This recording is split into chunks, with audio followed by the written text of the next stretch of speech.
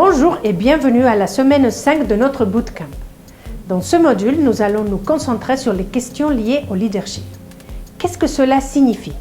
De quel type de compétences de leadership avez-vous besoin pour diriger une VOP plus efficacement? En tant qu'organisation basée sur le volontariat, vous avez probablement déjà réalisé que le modèle traditionnel du leader unique n'est pas approprié pour organiser les VOP et assurer la réalisation de leur mission. Comment les dirigeants des VOP peuvent-ils alors faire la transition vers de nouveaux modèles de leadership partagé? Le leadership reste un concept insaisissable.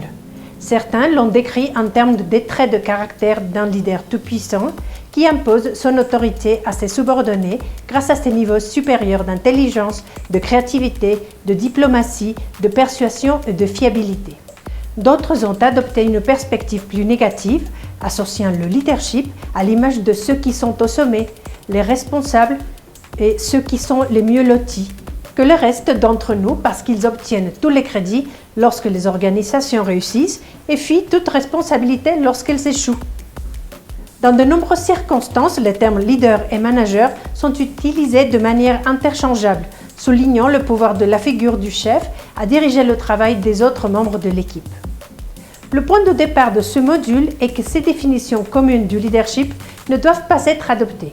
Au lieu de cela, les dirigeants des VOP doivent considérer le leadership comme un phénomène d'équipe évolutif dans lequel les rôles clés et l'influence sont répartis entre les différents membres de l'équipe.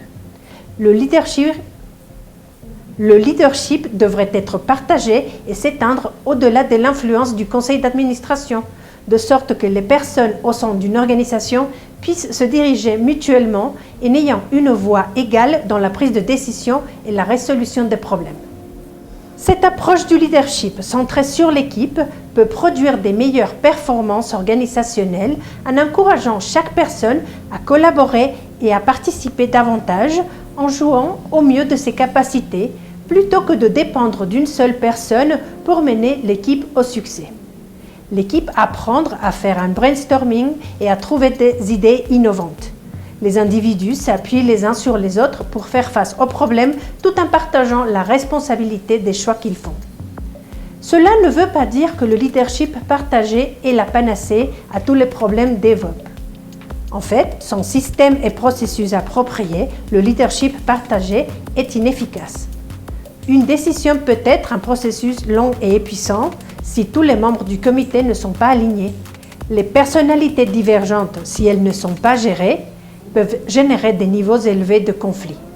Les individus peuvent se sentir inspirés par un leader distinct et s'il n'y a pas un conseiller ou un mentor clair, ils peuvent avoir du mal à rester engagés et motivés au travail. En fin de compte, la clôture des projets peut devenir désordonnée lorsqu'il n'y a pas de responsable du suivi du budget, du calendrier et de la qualité du travail. Les ressources incluses dans ce module sont conçues pour aider les dirigeants de VOP à réfléchir aux étapes nécessaires pour maximiser les avantages et minimiser les inconvénients du leadership partagé.